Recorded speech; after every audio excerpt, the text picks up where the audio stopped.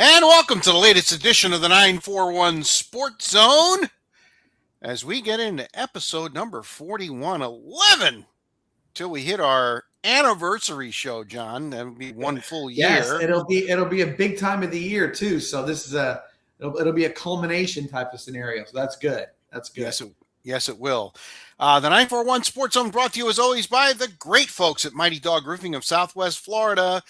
As we record this on Monday night, first day of hurricane season, get those roofs taken care of. Locally owned, nationally backed, delivering exceptional roofing for homes and businesses throughout the Gulf Coast. Give Mighty Dog a call at 941-251-4257, 941-251-4257. Not much going on in the 941 per se, although we do have a lot of college baseball and softball going on.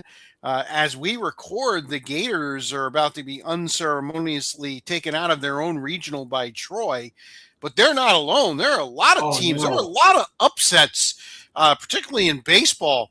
A lot of teams that had home field advantage that are, well, I would tell them they're going home, but they're staying home. Today, if Florida goes the way it looks like it's going to go, the number 2 team, the number 8 team, and the number 10 team are all out, and they all hosted. You have Georgia Tech out today, Florida State out today, Florida more than likely out today. Not to mention that the teams that are winning, Rich. So like, if Troy beats Florida tonight, it's Troy hosting Little Rock. Wow. In the Super Regional. UCLA was taken out by St. Mary's. Right. They're the number 1 team in the country, 8 losses all year.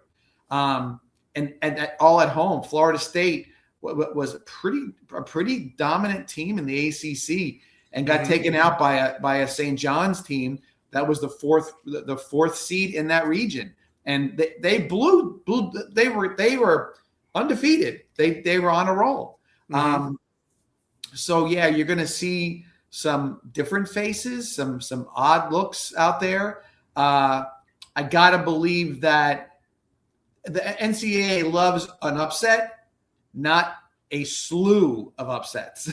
You know what I mean? It's still a TV show, right? So you still got to have that.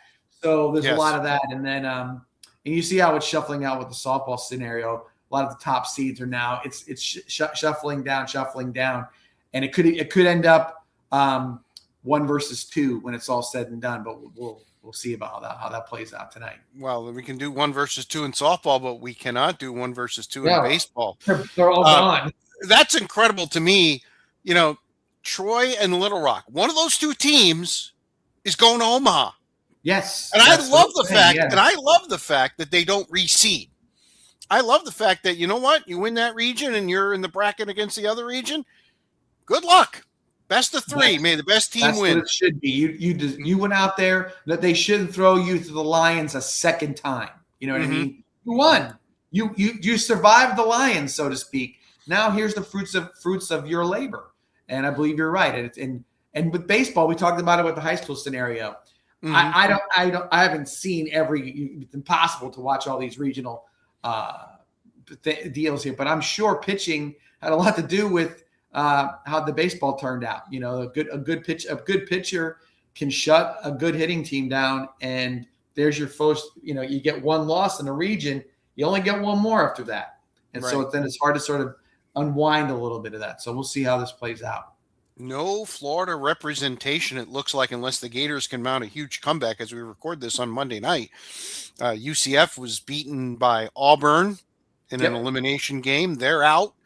Miami didn't even win a game, and they gave up 22 runs to the Gators. The Gators could have certainly saved a few of those runs for, say, Troy and some other games in their region. Like you said, Florida State, pretty dominant in the ACC. They were out. I know they had some weather issues, but listen, it's the same for everyone. And, hats off. And Milwaukee comes out of the Auburn region. Yeah, that's right. Not the Brewers, not the Bucks, the University of Milwaukee. Yeah. The only remember the University of Milwaukee, is that I want to say Bruce Pearl Yes. coached there. Yes, he And did. He got Milwaukee to the Sweet 16, if I'm not mistaken, or something You along are those correct. lines. You are correct. Yeah. So that's the Milwaukee that I can remember. Real quick point about this thing. I've been watching. I mentioned not long ago that with the softball and the baseball, with all the antics, that something was going to brew with that. I thought I was feeling it. Saw a situation that brings that into play, and also brings into play a whole the thing that we talk about the most in college sports right now, which is transfer portal and NIL. Mm-hmm. So Tennessee beat Texas Tech. Texas Tech softball is the same. Every sport for Texas Tech is just been purchased. They have gone around and I don't know how they're doing it, but they're plucking players from everywhere they can pluck players from. And the Texas Tech's girls softball team is a slew of transfers. Yep. There was an incident with Jason Williams, white chocolate, Mm-hmm. Florida Gator guy, Miami Heat guy, won a championship with the Heat. And his daughter plays for Texas Tech, but she played for Florida last year and was purchased away from Florida. And if, now he doesn't like Florida anymore. The fans treated her bad and him badly and whatnot.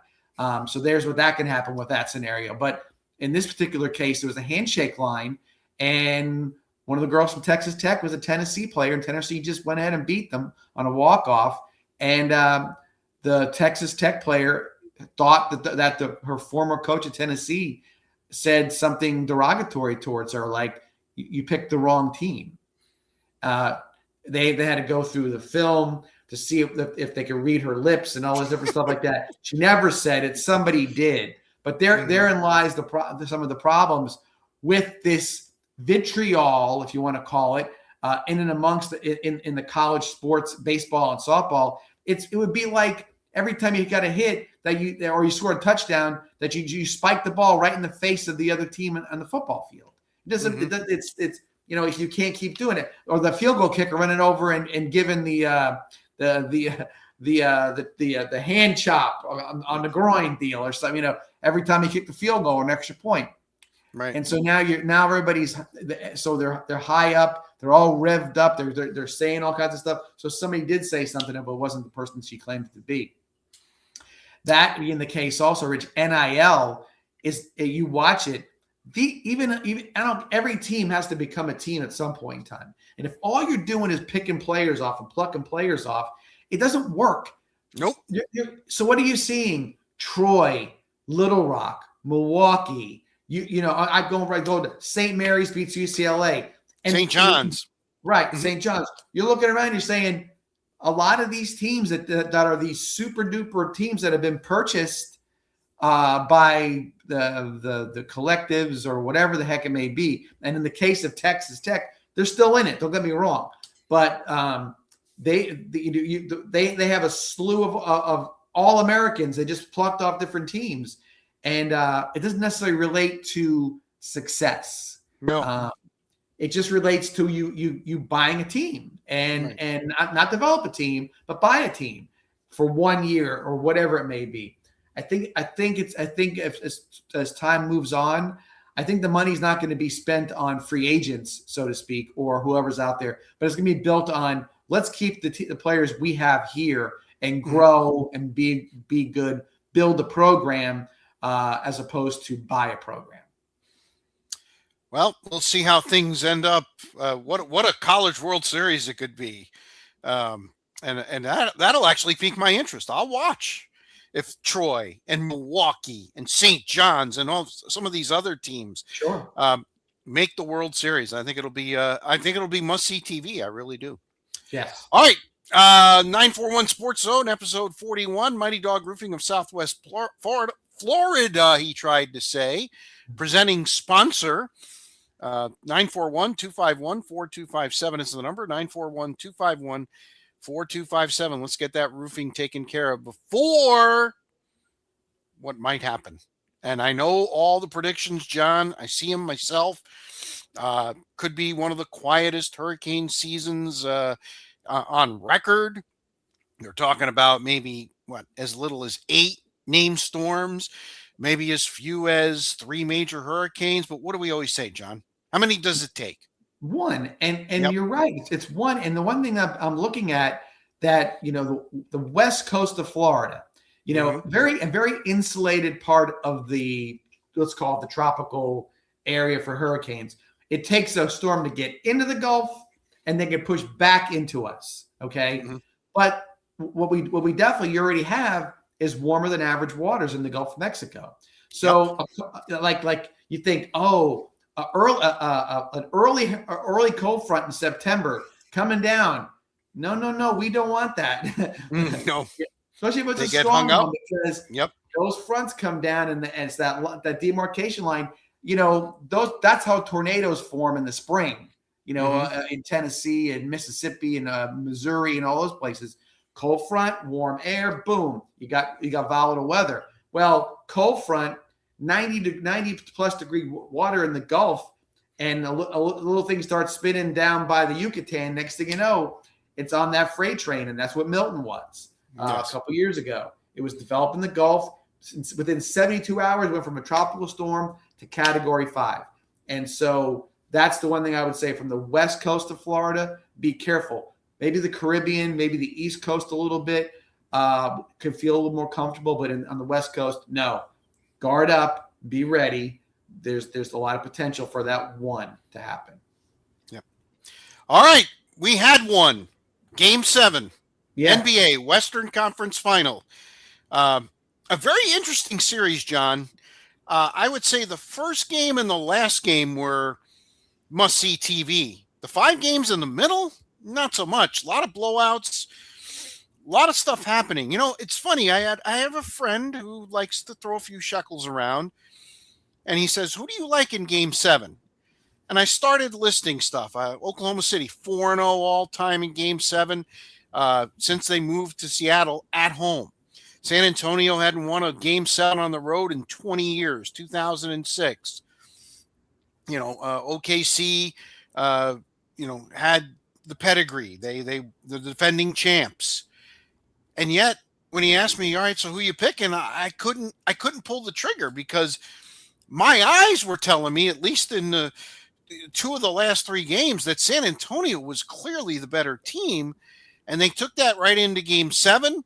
And again, Williams not playing, that's huge for OKC. When you have a starter out and you only have 5 starters, that's 20% of your starters. That can't be overstated. That being said, San Antonio went out and took it, and they got Game 7, and they got a trip to the NBA Finals.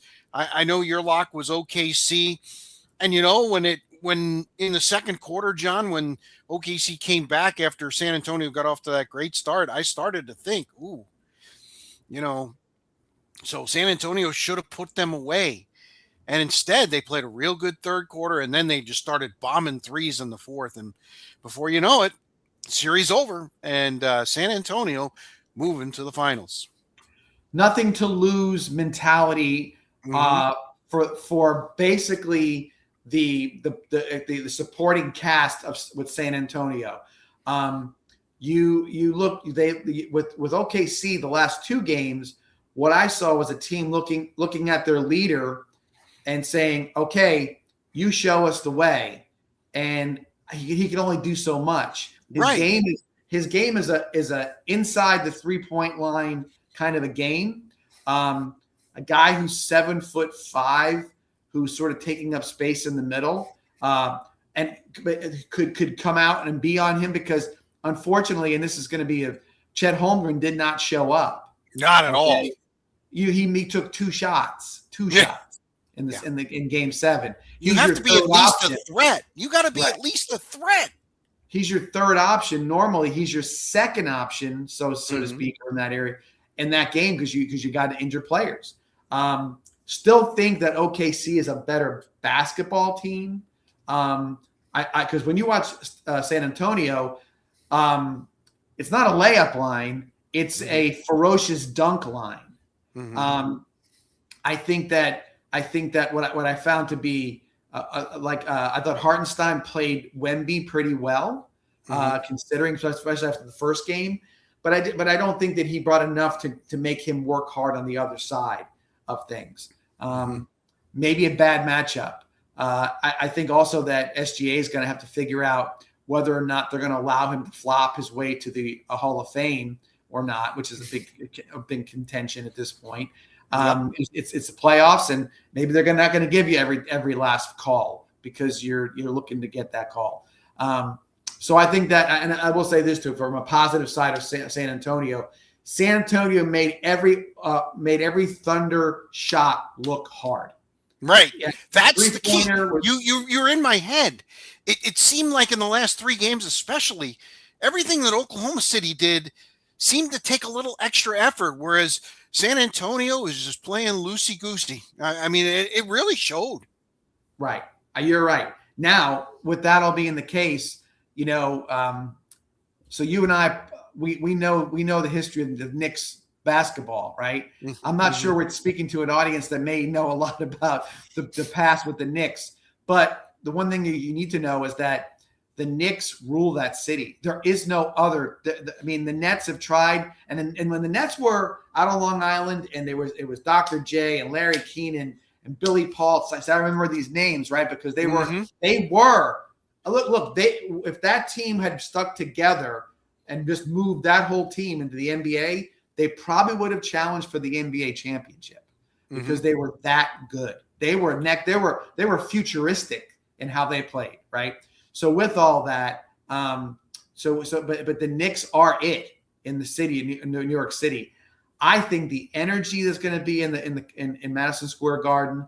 I think the Knicks get a better matchup against San Antonio than I think they do against SGA, because I don't think that Brunson's going to have to guard anybody, so to speak. Okay, I think the Knicks can roll 4 guys at Wemby and wear him out, beat him up a little bit. I'm not saying going back to the 90s Knicks where it was a fist fight from the opening tip off to the last shot.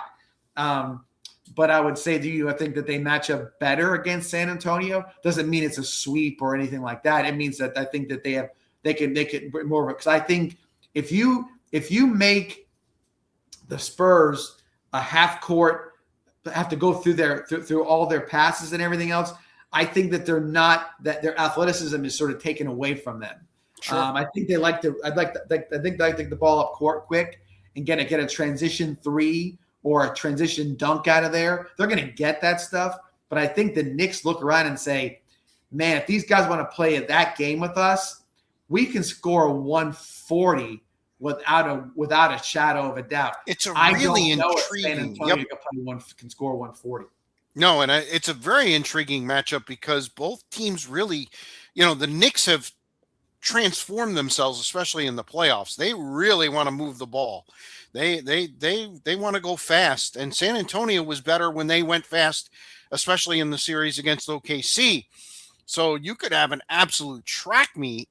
So the question is, who does that favor? San Antonio, I think, is a little deeper, especially in the backcourt area. But again, I agree with you. I think the Knicks have to come up with a plan and use, the 3 biggest guys, use all 18 fouls and get physical with them. When OKC got physical with Wemby, particularly in game 2, he didn't like that, and certainly his production was down. But I will say this, Mitch Johnson. He got a little bitchy. He was like, blah, blah, blah, blah, blah, blah. And you can see his face, his body language, what there. I think that they can climb all over him, Rich. I really do. And that's going to be interesting to see how that translates to him defending, because now, Karl-Anthony Towns, is Wemby going to guard him? Because Towns plays out by the 3 line. Right. Okay. They both so do. You're going to take that 7'5" guy and take him out to there. That leaves a lot of space underneath inside in the basket. Brunson driving, Wemby trying to come over, helping the whatever, but not just that, sort of that zone-ish kind of defense with a guy who can basically cover the courts, the whole from side to side, standing still. He just puts his arms out long enough. He probably can touch either bench. So it's one of those things where I think that I like the Knicks. I think you got between Bridges, Hart, Shamet. I think they all can shoot it if they need to. Brunson is the wild card. I mean, even though they won't guard each other, it is Wemby versus Brunson. That's what it comes down to. And Brunson seems to be the more he's the more steady of the two. The ball is in his hands, which I think is probably benefits him as well. That now SGA got a little tied up by Wemby, but I don't think Brunson's going to force the issue as much as far as going into Wemby as SGA did. San Antonio nearly a 2-1 favorite to win the series. The Knicks, as hot as they've been, another 8-day break. One thing's for certain, they better come out in game one better than they did in game one against Cleveland, because they're not coming back from 22 down against San Antonio. This is a completely different animal. Knicks have to look at this and say, we need to get one of two in San Antonio. We either get Wednesday or Friday. And after that, you got to protect the home court. Now, San Antonio's done very well on the road. They won 2 games at OKC, which I personally didn't think was possible for them to win the series. So they play very well on the road. That all being said, I think the Knicks are the value play in this. They're playing with house money at this point. Right. And I think that's big. I really do. I know these two teams played back in 1999. I believe that was a strike-shortened season, if I'm not mistaken. The Knicks could have been, but it wasn't much of a series. Yeah. No, because the Knicks were the 8th seed. They knocked off Miami as the 1 seed, came through the East and just didn't have anything. I think the Knicks will definitely have more for San Antonio here. I've been going back and forth on this. I'm going to play the Knicks. Like I said, I think plus 166 is a huge number in this series. I think it's much closer than that.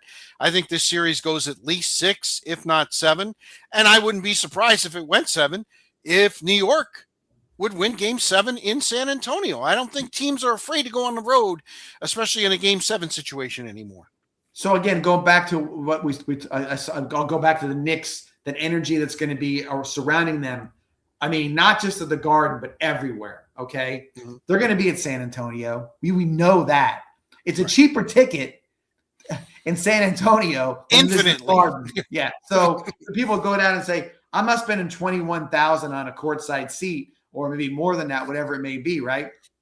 But I'll go down and spend $6,000 on a good seat in San Antonio. And I'm sure somebody in San Antonio would say, I got 4. Yeah, I'll take $24,000. I'm good. That's my season tickets for a long time. Right. But we'll see how that all turns out. Rich, for me, Knicks to win the series. I don't know how, if it's 6 games, 7 games, or whatever it may be. I just look at the way they've played. Now, again, who knows? You never know what's going to happen. But looking at it from my perspective, I look at him and I love the way this team has played. I love that Brunson and Hart and all those Villanova guys have played in championship scenarios.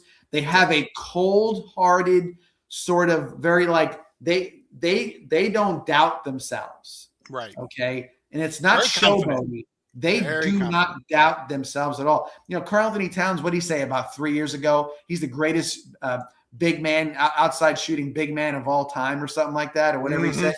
Well, he's never going to get that, at this point, but he might be the best outside shooting guy in the league. I mean, I know Embiid can shoot. There's other guys, but he's got it. He's him going up for 3 is not a bad scenario. And again, if he's being guarded by Wemby, he's got to come out. If he can distribute, God, if he can go 18, 10, and 7, for a night, that's a winning combination. Because Brunson, if that's the case, Brunson's going to pay dividends with that. So I do like the Knicks to win it. I gotta sit on it for another day or two and see if I think it's a 6 or 7 game series. So you agree it's going to be a long series, though?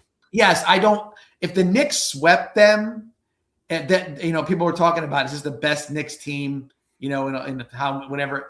Yeah, if they go out and sweep San Antonio, forget it, and that they would go 12 in a row. No, it would be 15 in a row. Am I No, it's wrong? 11 now, so it would be 15, right? Yeah, If no, they do 15. 15 in a row, they got to go down as, one of the best runs in the history of the NBA. Not just Knick history, NBA history. Right. If that's how it turns out. All right. So we both think it'll be a long series, and we're both going to lean towards New York to get would revenge from definitely do that. 1999. Okay. All right. The 941 Sports Zone presented by Mighty Dog Roofing of Southwest Florida. 941-251-4257 is the number. Again, locally owned, but they have national backing, and they deliver exceptional roofing for homes, not just homes, but also businesses up and down the Gulf Coast. 941-251-4257. Interesting scheduling, John, because the NBA Finals and the Stanley Cup Final are both on ABC. And it was interesting because the NHL was originally going to start on Thursday night, but both series ended up being very short series.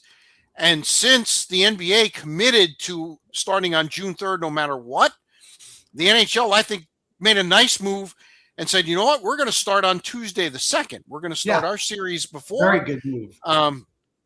For a couple of reasons. I mean, obviously it's summertime, Carolina, a lot of humidity. That ice is going to be a little bit choppy. I don't have any. I think Vegas will be just fine. They have a very similar system than they do out at in Tampa. So their ice seems to handle things better. Carolina, here's a team 12-1. I mean, they are they're doing it. They after losing game 1, they basically vanquished the Canadians. I know games 2 and 3 were both in overtime, but if you watch the games, they were lopsided. It was only a matter of time before Carolina won. And then games 4 and 5 were just bludgeoning, 4-0 and 6-1.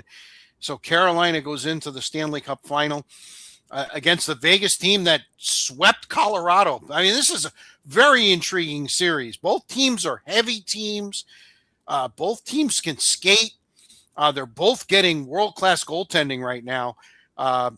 Anderson for Carolina and Hart for Vegas. They're the two best goalies by far in the playoffs. I think this is another series that could end up going long. Yeah, I do too. But Rich, I'm going to tell you this right now.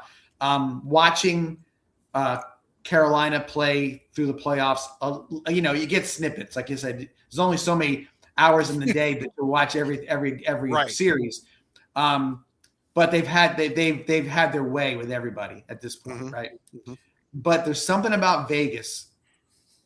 I'll give an example. Sometimes like a high school football game, and your high school team is 7-0. You play really well, and you're facing a team that it's coming in. That's they're at a pedigree. They've won some championships or whatever, but they're 3-4 this year. They're 3-4. They don't look great. They haven't looked great all year. They step on the field and you're like, what the hell is that? Like, they look humongous. Yeah. All their guys look like they're skilled. They look like if somebody cloned Mario Lemieux, like that big sort of guy with skill. Gretzky was a smaller guy. He was slight of built, but when you ever see a guy who's got even Ovechkin's not a big guy, but these guys look big. They can stand. They can fake you out. I think Mitch Marner coming from Toronto is humongous for Vegas, right? Are they a little sore north of the border there, you think?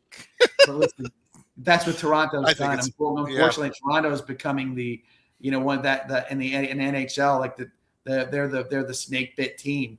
But no, I hear you about Carolina, and I've seen Carolina. I just like Vegas. I think there's something about it. They've caught fire. They are. If anybody's got playing with house money, it's Vegas. Tortorella comes in late in the year. Who expects him to do anything? The way that they manhandled Colorado, makes me think that they could do that to Carolina. That's how I look at it. So I'm liking Vegas in the series. Again, the first two games are big. If Vegas can steal one, or dare I say both. Well, I mean, listen, Carolina's only lost one game in the playoffs so far. It's a very intriguing series. It's got my attention. I know not a lot of people are going to watch. Not a sexy matchup, Vegas and Carolina. Yeah. Obviously a lot of people, you think people are sore about Florida and the fact that they were in the last 6 Stanley Cup finals between Tampa Bay 3 and Florida 3. Vegas is a 9th-year franchise. Yeah. 9. They're in their 3rd Stanley Cup final already. Toronto is just, they are crying in their beer. If you were Toronto, or let's say a team that's been perennially suffering through things, you'd almost want to say, can we start over and we'll be a new franchise? Because the way that the NHL set up the expansion draft for these guys, they get a great team. Yeah, they're automatically got to build the team a little bit, but they got a great team right off the bat. Vegas came out and people were like, they're pretty good. As a matter of fact, they had to change the rules after that because they're like, damn, they're too good. They set them. It was too. They were like, you can get who do you want off the Lightning? They just won the Stanley Cup. Take whoever you want. It's like, whoa, wait a second. That's all. You only it couldn't protect so many players. There were guys out there that were just like they were top first line guys that they're just picking. Like, we'll take him. We'll take him. We got the first pick in the draft. We'll take. Made some trades too, though. Made some savvy trades too. Yeah. No, they had advantages, but they took advantage of their opportunities, and they did very well. So no, it's interesting to see how it's going to go. Again, I like Vegas. I really do. I just think that there's something there. I will say this to you: that Vegas crowd. That is a happening. That is a happening. Absolutely, and that's the first one. That's their first baby, so to speak. You know what I mean? Right. Was Vegas was the hockey team, and now they're sort of getting you've adopted this Raider Nation kind of thing, and you got so there's some things I think that the hockey team, that's who went there first, and I think that that'll be their first love in Vegas, and I think you're going to see them stay hot. Well, I'm going to play a little Vegas at plus 128. This line is intriguing to me. I thought this is more where the Knicks San Antonio line would be, maybe $1.50, $1.55.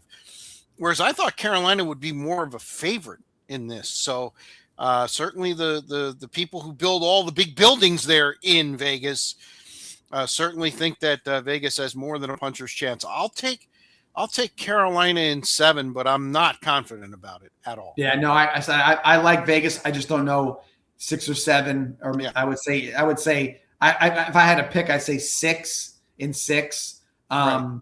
So that's what I would get, Vegas in 6. Yeah. All right. Let's move on. Again, the 941 Sports Zone presented by Mighty Dog Roofing of Southwest Florida. 941-251-4257 is the number. Well, it's June 1st, John. We've been looking forward to football this season. Yes, exactly. Here's what's going on. The A.J. Brown thing has been a rumor forever. So literally at 4:01, the news came out of the trade. A.J. Brown, as expected, from the Eagles to the Patriots. I thought the Patriots did well here. The fact they don't have to give up next year's number 1, I think is very intriguing. And they get a 5th next year as well. And they get a number 1 receiver, something that they definitely lacked. You say what you want about A.J. Brown, say what you want about what was going on in the locker room and everything else. I don't think him and oh my God, I almost called him Donovan McNabb. Holy crap, that flashed through my head. Jalen Hurts, him and Jalen Hurts certainly aren't going to be exchanging Christmas cards. You could definitely tell there was a friction there. There's a history here. Mike Vrabel had A.J. Brown. He was pissed when he got traded, from Tennessee. That basically started the beginning of the end of that relationship. He's wanted him for quite some time, and now he's got him. And listen, the Patriots, they have a much tougher schedule this year. They definitely needed someone to open up the field a little bit, and here he is, A.J. Brown. I think that as soon as that at 4:01 that trade was made, at 4:02 the Buffalo Bills pooped their pants. Yeah. Because now what? because now they can't find a wide receiver that's a dominant guy in Buffalo, right? And the Patriots said, "Oh, we got a quarterback now. We'll go get the best free agent that we could possibly get, right? A guy who's 28, 4 years left on a contract, going to probably finish playing in New England. Now, will Mike Vrabel be his coach for 4 years or for 4 more months from now? I don't know. That's one to keep an eye on there. I got friends who are like, "Oh, it's never going to happen." I'm like, look, every time they turn the page on this Rossini Vrabel romance, whatever it is, there's more things being unearthed, and the more they find, there's no doubt there is a really bad smoking gun somewhere with this situation. When they find that one, there may be no choice in the matter, but we'll see. Right. To be determined. But to get AJ Brown, like I said, no number 1 pick except in the 28 draft. You're going to lose a pick. It's a no-brainer. As far as the Eagles are concerned, look, they went out and they prepared for this. We watched their draft, Mekhi Lemon. Oh, absolutely. And a lot of guys were saying he was the best receiver in the draft. They get him. They got the tight end from Vandy, who is a Brock Bowers sort of lookalike in some ways as far as how he plays the game. So sure. I don't think the Eagles are going to have a problem. They took some poison out of the well. They're going to be good there. So it's all Jalen Hurts. It's all Saquon. It's all Devonta Smith. See, that's the key to me. John, that's the key to me. Devonta Smith is, in my opinion, he's a 1. He might be a 1A, but he's a 1. So even though you lose A.J. Brown, you just feature Smith more. Like you said, Lemon, they got weapons galore on offense. Yes. And he's the number 1 receiver, and he's also from Alabama. So let's not forget that Jalen Hurts and him are buddies. Don't think that sort of snippy bull crap that goes on in these locker rooms with these guys. Like, oh, I see you looking to your boy more than me, and and I was wide open, and this and that. So that is definitely out there. And so if AJ Brown was never going to be happy to go out and get a number 1 draft pick, now is it going to be a high draft pick? He would say no, based on where you expect the Patriots to be. But nonetheless, it's a number 1 draft pick. And then that wasn't even the biggest trade. No, not even close. Because all of a sudden, and listen, I've got some tentacles in Cleveland, and there have been some rumors when Myles Garrett got his 9th speeding ticket, doing about 135. I think the Browns, they never had any intentions of trading him, but the Rams, from what all the reports that are coming out, the Rams kept calling, and the Rams kept calling, and the Rams kept calling, and they sweetened the pot, and they got Myles Garrett. Now, listen, he's got a few good years left. Obviously, the Rams are all in. Well, I say obviously, but then they drafted a backup quarterback at 13. But anyway, they're all in. They did have to pay a little bit of a price. Jared Verse, he's an on-again, off-again guy, played, Florida State. When he wanted to play, he was a beast. That's the key, though, keeping him motivated. But I thought the Browns did well in this trade. I really do. They got draft picks. They got a 1 next year, a 2 in 28, and a 3 in 29. That's a pretty steep price to pay. Rich, I'm going to say it flat out because as soon as I saw this, I was like, come on, what is this? Browns won that. The Browns won. Yep. Okay. First, I'm going to say this. The Rams, Myles Garrett wants to get out of Cleveland. He has a Hollywoodish relationship with Chloe Kim. They're that whatever they're doing, so they probably be happy to live in LA together. They probably got some similar agents representing them, so he'll be a happy guy out in Los Angeles. But here's what I don't understand. Okay, the Rams, and this even goes back to the Puka Nacua draft choice. They had no draft picks. They had they had a 3rd rounder or whatever they do. I get it. They're kind of following the model of the Washington Redskins. I don't want draft picks. I want veterans. Yeah. But here's the deal. The Rams turning into the Miami Marlins of the NFL. Build a team, break it down. Win a championship, get rid of everybody. Wash them out again. Because think about this. You're going Myles Garrett. You're going all these different guys that you picked up. Stafford definitely is last year. That's it. So next year, Stafford's gone.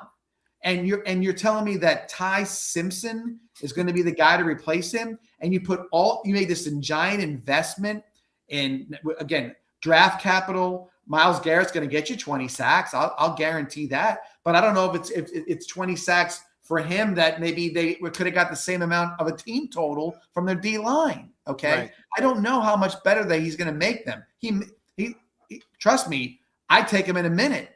But I wouldn't be giving up that much draft capital, and because I don't look at the Rams saying this is a sustained excellence. This is get it for Stafford, get it for McVay. They're both gone, and then we'll put somebody a McVay handpicked guy. He can work with Simpson. Myles Garrett will be happy. He's happy no matter what. Getting his 20 sacks is him and his girl can go to the beach instead of sitting in the snow in Cleveland or whatever else it is. I don't see it as a long-term thing. This is like going out and you're the Yankees or the Dodgers and you're like, hey, let's go get Ohtani. Let's go do this, but not Ohtani for 10 years. Not Ohtani. Like this is a 1-2 year move, and after that, you're gonna look around and say, okay, what's next? They could win the Super Bowl and not make the playoffs the next year. That's what I look at it. And I don't know, as a Ram fan, all right, if that's what they want to do, maybe you can live with that. But I don't know how you can sustain it, because guess what? The Miami Marlins couldn't sustain it. No. You can't sustain that. It doesn't keep working. So the Rams are inevitably going to be at some point in time the bottom of that division, because that's a damn good division. Well, Garrett and gang better get to the quarterback, because the reason they didn't play in the Super Bowl and probably win the Super Bowl last year, they couldn't cover Jackson Smith and Jigma. They couldn't cover any of the Seattle wide receivers. They ran amok twice in the last part of the season. Shredded, absolutely shredded. And they, to me, they haven't addressed that enough, John. I think, so they're counting on Myles Garrett and everybody getting to the quarterback so they don't really have to cover wide receivers. They got McDuffie, and that was more draft capital I gave up. Yep. But the idea is, like I said, I don't think that I don't see that as a continual way to win. You didn't have to do this to win the championship. At least I don't think so. Okay. I don't see this as a necessary, this is the piece we need. I think that I think that they could have done it without him.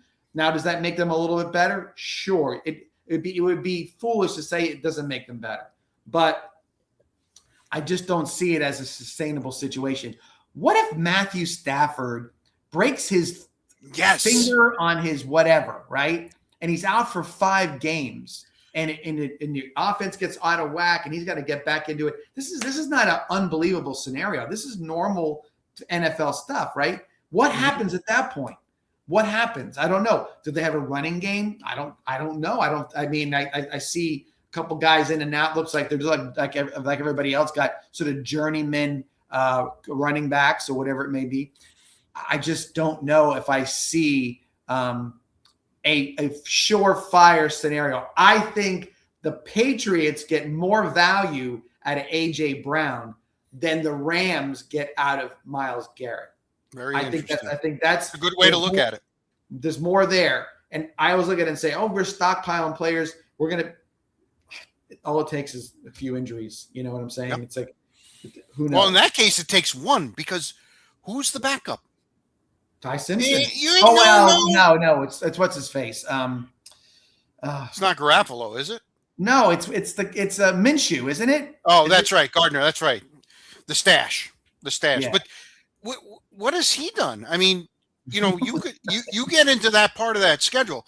First of all, they're on national TV 7 times, more than anybody else. Right. So they're going to have a lot of short weeks. That's what that means.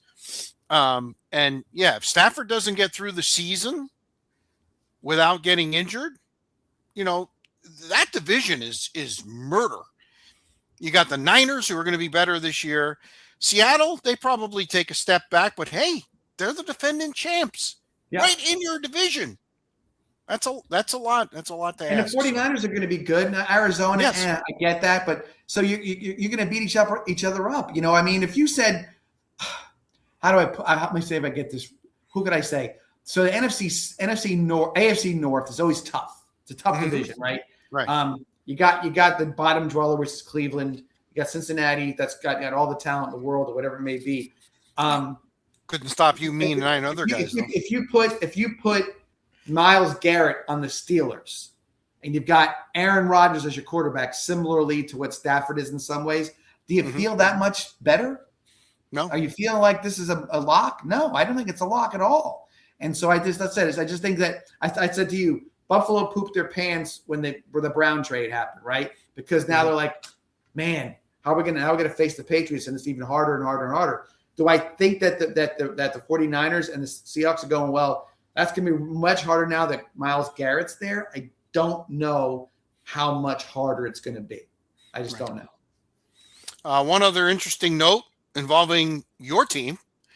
Looks like Russell Wilson would rather be with makeup in the CBS studio. I knew you were going to say that. He wants to be in the CBS studio taking over for Matt Ryan, as opposed to being the backup quarterback in New York. I think it's a good move on his part. He didn't want to be a quarterback. I really do. He's done. He was done a couple of years ago. He's done. He's Mr. Sierra. That's what he is. You know, I mean, I get that. And and he's had a lot of. I listened to a national sports show where he came on there pretty much most of the time. He's a very measured guy. He doesn't like people sort of like. He comes off as like a really like super duper like high energy, like, I love to be with this guy. I don't know. I think I get the feeling with him that he's not who he portrays himself to be. I think he's a bit of a prima donna. The Denver deal, him going to Denver, I thought that was a great move at the time. He had to have his own office and this and that. I'm like, no, that's not. What a prima donna. Yeah. So, right. No, go be on TV. He probably won't be very good at it. My opinion, wrong, but I don't think he'll be very good at it as an announcer. I don't think he's interesting enough. You got to have that interesting factor, or you've got to be at a really in-depth guy who goes a deep dig kind of guy in regards to what the teams are doing. I don't see him being either one. I see him looking really good with a really fancy suit on and sort of an empty suit. Is that what you're? All of a sudden, we lost audio here. Interesting. Are you there, John? I don't hear anything. Oh, lovely. All right. Do you hear me? Do you hear me? So we've completely lost. Oh, you're muted, John. Unmute your mic, John. Your mic is muted. It says you're muted. There we go. Oh, there we go. There we go. Yeah, see, now something happened. Yours got muted, then mine got muted. It did. It went rogue on us. Yeah. Yeah. You never know. Thank you, StreamYard. All right. A couple other things. College football.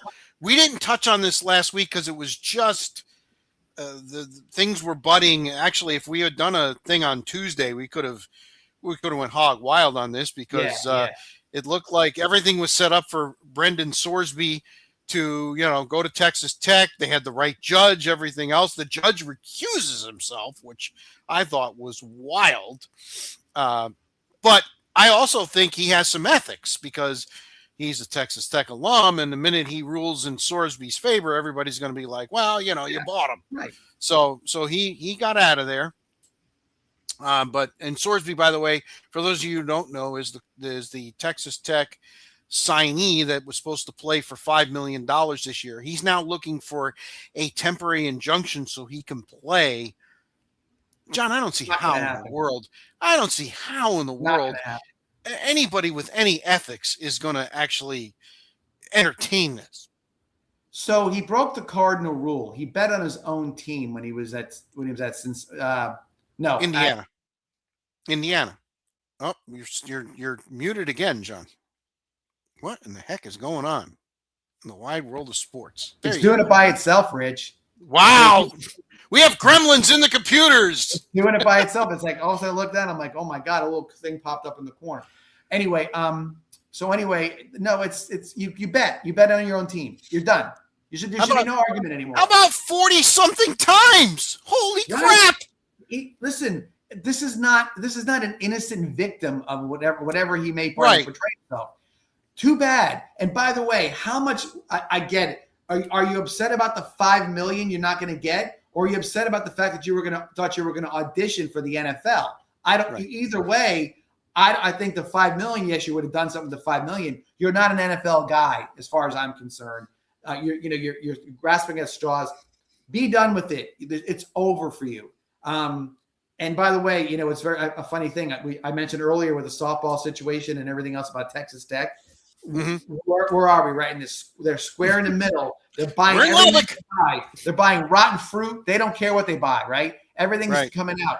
Then I'm watching a national news show, and the guy from Texas Tech, who's one of the money guys, is heavily involved in Congress's pursuit of having the NIL be regulated like maybe which it should be. But I'm thinking, why is the Texas Tech guy involved with this? It's like Texas Tech. Oh, there it went again, John. Oh boy. What? I have no idea why it keeps doing that, but it keeps doing That's all right. We're going to have to speed things up a little bit here. Anyway, they're the poster child for what's wrong with NIL. It makes no sense. And now they're going to be involved with this. Sorsby's got to go. He's got to go do your thing. The UFL's waiting for you.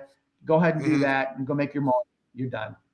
Yeah, the all-time leading passer in UFL history. I could see it coming now. Yeah, exactly. I'm throwing my glasses on, Rich, so I can see what it says when it goes mute again on me. That's what I want to find out. No problem. One other note in college football, late coach Mike Leach is on the ballot for the College Football Hall of Fame after they made slight adjustments to eligibility rules. I think he had to have, if I remember correctly, was it 160 wins and he ended up too short? Yeah, I think that's a complete technicality. Listen, the guy was an innovative mind. He turned 3 programs around, 3 programs that were not very good at all, and he made them fun to watch, competitive. There's still people that do the air raid stuff and love it, and he's the father. A character in the game, you know what I'm saying? So there's something to it. And College Football Hall of Fame is they let a lot of guys in. I don't know if you realize that now, but there's a lot of guys in there. So he deserves it. All right. Let's move on to the Rays.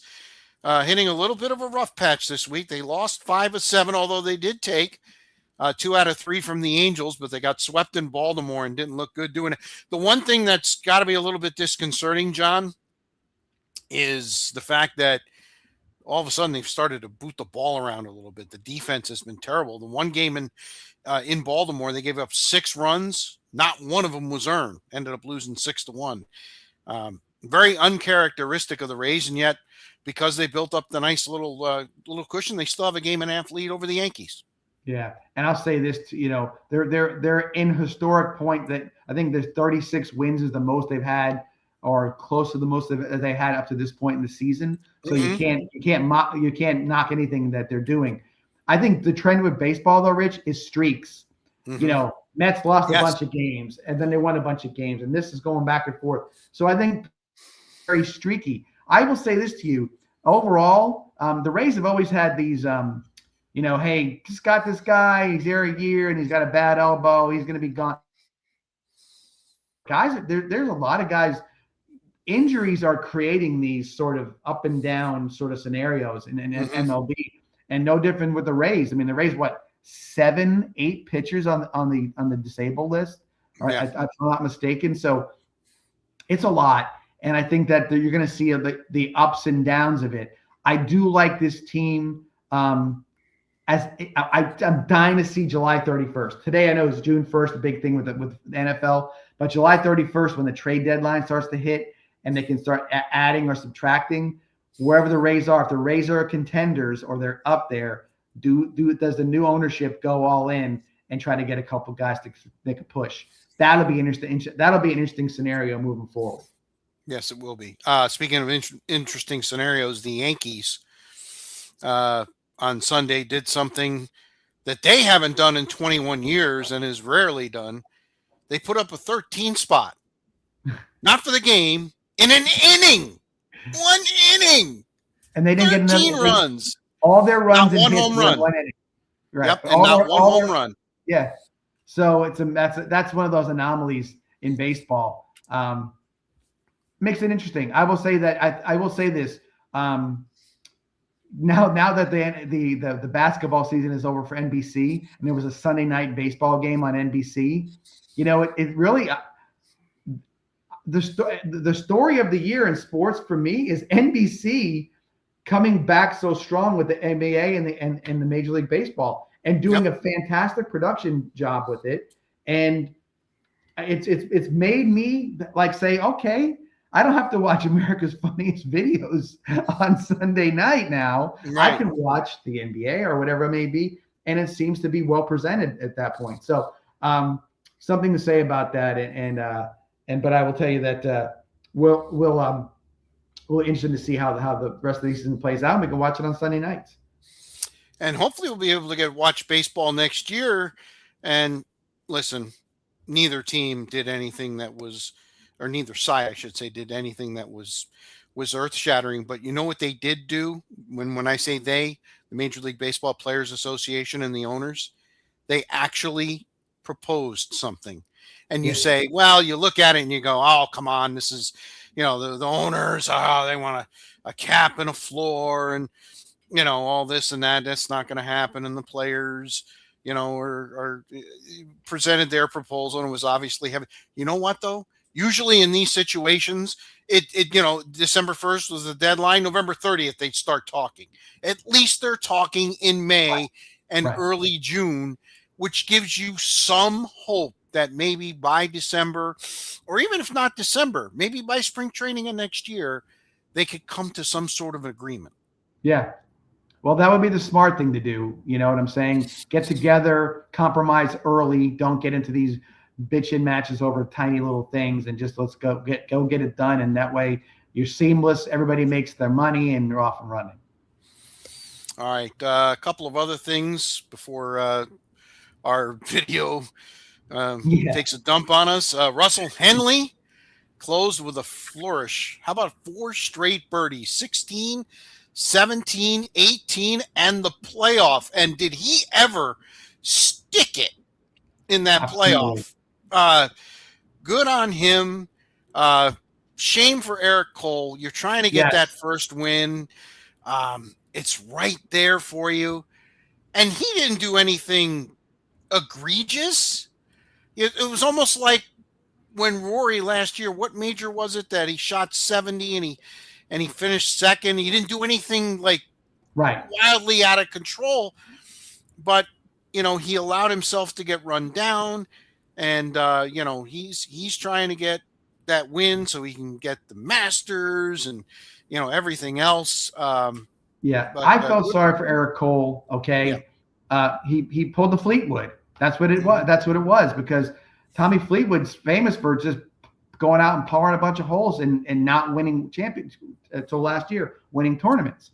And so, but again, I thought it was a very compelling ending, and I'll tell you why. Other than the Cole Henley situation, they grew the rough a little higher out there at Fort Worth, right? An old school golf course, mind you, Rich. This is this is where they back in the day, this is Hogan's course, right? Yep. And what do you know? It wasn't. You couldn't go out and shoot 65. 60. Everybody. 61. Right? Yeah. Cole. I had picked Griffin to be my guy in my fantasy golf deal, and he was starting the day at 6 under. He goes out and shoots 5 under and goes to the top of the leaderboard practically and stayed there the whole time because the course wasn't easy. Right. There was rough. He's in the rough. They were saying one of the guys got a break with a sprinkler head and got to put the ball back into the fairway. And they're like, if he didn't have that, he was looking at bogey at best. That's the way it has to be. All these Yep. old courses can live on. Grow the rough up. You're fine. It's okay. So they'll get used to it. That's okay. So I think that was a takeaway from me. And Cole, again, I don't know if he's going to have a lot more chances. He's a journeyman, but you know what? He's been playing. He's been around. We'll see what happens. Maybe he can pull one off later in the year. And the U.S. Open now just a little more than 2 weeks away. Looking forward to that. And the courses should be a little more difficult because when they get to the U.S. Open, it's going to get really hard. Yep, we know it's going to be over par. Shinnecock's going to the wind's going to blow out there. It's going to be really. Shinnecock was. They almost they almost messed that one up the last time it was out there. So we'll see what happens. They got a little too fast and hard with that. All right, tennis, French Open. Not a tournament I normally pay attention to, but I guess I gotta now because apparently on the men's side, everybody that had a major was out before the fourth round. Not just out before the fourth round. Joker was the last one that had a shot, and he had a 2-set lead, and his opponent, 132, 137 miles an hour on clay. Yeah. Which you don't get a true bounce either. And I give Joker all the credit in the world. I watched the post game on him, and he said, "Look, the guy was just better today. He was just better." Yeah, Joker's definitely gotten some humility in his later years. They don't play on clay very much, like they don't play on grass very much. So I mean, it's going to be difficult sometimes. I'm going to take a production leap here. All right. Okay. Yep. Because I don't ever talk about tennis. And what's bugging me is actually about something that happened in the French Open. Believe it or not. Okay. Wow. I had a couple other ones, but this one I got early, and I'm going to stick with it. So Yannick Sinner, top 3 guy in the world. Yes. He was going for a potential. I think the French Open is what he doesn't have, if I'm not mistaken. Okay, to go get the Grand Slam, career-wise. But anyway, he lost. He lost in 5 sets to a guy who's ranked, 28. He was 5-9 for the season. 5-9. So, and Sinner goes out there and smokes in the first 2 sets, gets a little ahead in the 3rd set, and then starts to have a medical problem where he becomes cramped up. Now, which has happened before. Okay, so my thing is this. So I don't want to sound like somebody's overprotective mother in this situation, but when I watched the highlights, which was only maybe a 45-second clip on ESPN, but I watched how it played out. Why they let that man stay on the court is beyond me, because if you're cramping to that level where you can't even move, you're in the beginnings of heat stroke, okay? And it was hot. So at what point in time was he going to have to collapse on the ground in order for somebody to say this is ridiculous, that he can't even move 2 steps? I know he served his way to a couple of wins, but he lost the last 2 sets were 6-1, 6-1. Right. How does a sport have nobody there to make a decision to say, hey man, if that was the NFL and somebody got knocked on their ass and they were walking around saying in the wrong huddle, would the referee go like, no, here's your huddle over here, get back in the game? They'd pull him off the field in this day and age, right? They should have pulled that guy, should never have let him keep on playing, because if something would have went really, really wrong, and that's the potential for a tragedy in that particular case. Now, I may be way overplaying this, but I said in this day and age where at high school they have humidity bowl, mandatory water breaks every so many minutes. They have water breaks in the midst of the games where they stop the game to have water breaks. How do you let somebody do that? A guy who has a very, very big career going on, that he would stand there and just like a turnstile and just try to reach out as far as he can to hit balls. Ridiculous. Someone should have done something. That's a bad call on their part. It's a bad look. Heck, if tennis had any sort of fan base in the United States, they probably would have said something about it, but it became just sort of a blurb on ESPN. But to me, it deserved a lot more more to talk about than that. But they don't have, they don't have NFL Live, NBA Today. They don't have tennis today. I'm sure maybe if you got to the Tennis Channel way down the dial, you might have found something about it. But I was very put off by the fact they didn't help the guy. Well, but it's an individual sport. Doesn't he have to help himself? True. But again, I'm looking at it from the perspective of somebody running that tournament. You know, I mean, what if somebody had a heart attack or was in the throes of a heart attack? They're going to just look at him? Don't they have a doctor around or somebody who was, maybe they do? You would think. You would think. Again, I know I'm probably making a lot out of it because it was cramping and maybe, but still, the heat. He didn't get a cramp in 65-degree weather. No. It was the heat. It was dry. He was probably dehydrated. All the things that no matter who the athlete is, there's been deaths. High school level, college level, pro level. We've had guys die in those situations, and to just keep watching. If that was a practice, he'd be off the court, right? I get all that, and I know it's a practice. But at some point in time, you look at him and say, "Buddy, what are we doing here?" Right. Or give him 5 minutes to see if he can recoup and say, "Hey, one more chance, and we're pulling you. If you can't move, we're taking you off the court." So. Yeah, well, it's an interesting conundrum because it's forever. It's incumbent on the player, the individual, to be in the shape, not be in this. And Sinner has done this before. This has happened to him before. So somebody, a nutritionist, somebody in his camp needs to get him more dialed in, especially when you can have situations like that. It's not going to be any cooler at Wimbledon. That's for darn sure. U.S. Open's in September. It's not always fall right off the bat. I mean, Labor Day time in New York can be hot. Or any of these tournaments for that matter. So yeah. On the women's side, though, it looks like Aryna Sabalenka, the number one player in the world, after Iga Swiatek, who's won this tournament 4 times, got bounced the other day. It looks like it's her tournament to lose. And she has been playing tremendous tennis. So it'll be interesting to see who's going to break through on the men's side.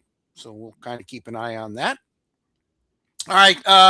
Time for locks of the week. I had the Knicks closing out the Cavs in 4. That was probably the easiest money other than the overtime in game 1.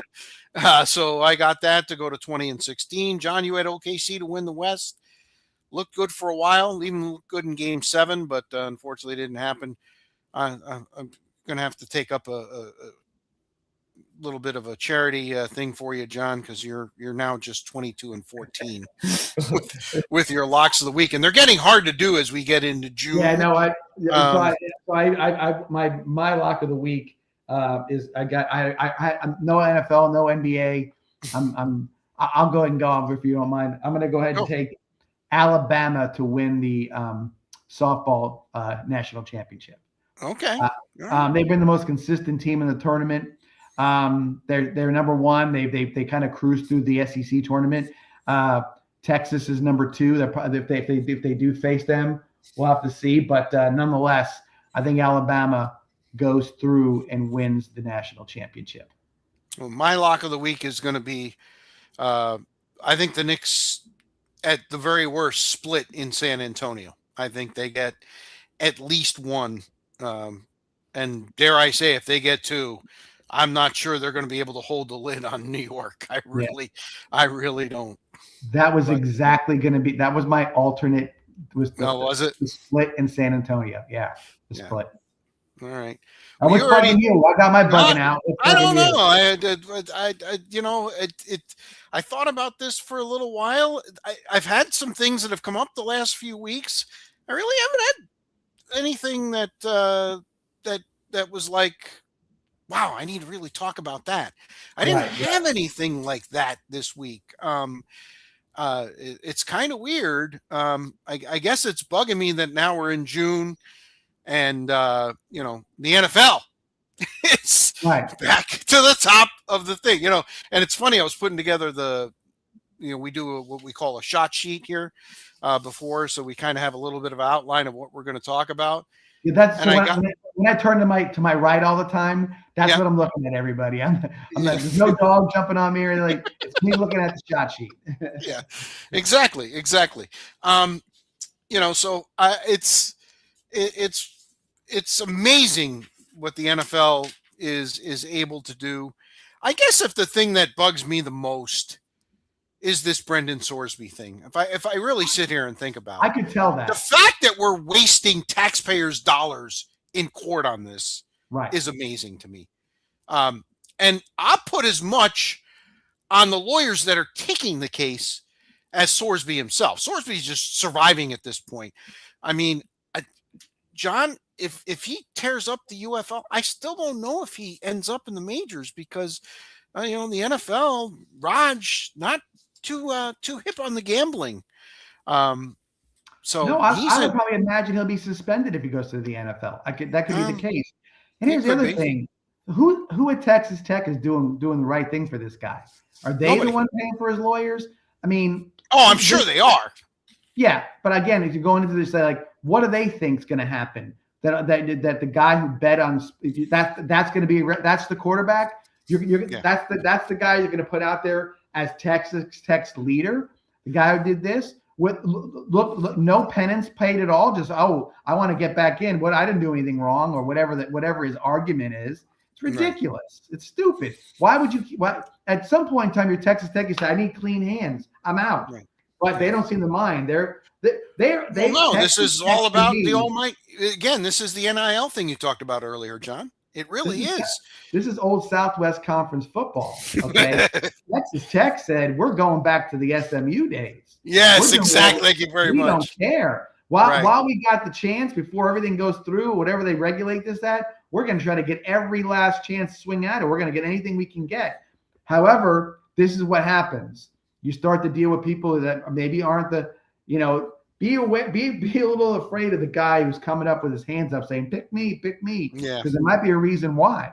I always said that, like guys, especially guys that he really didn't cut it at Indiana. You know what I mean? He really didn't cut it. He's got a little better at Cincinnati. Is he really the one that you think's going to be to lift you to higher ground? I don't know. I really don't know. I'm with you. I agree. And again, I've heard some people say, "Well, what's that?" I didn't hear that. No, you're good. No, I'm just saying, and I hear some people with and I'm going to put logic in air quotes, that he didn't bet against Indiana, he bet for Indiana.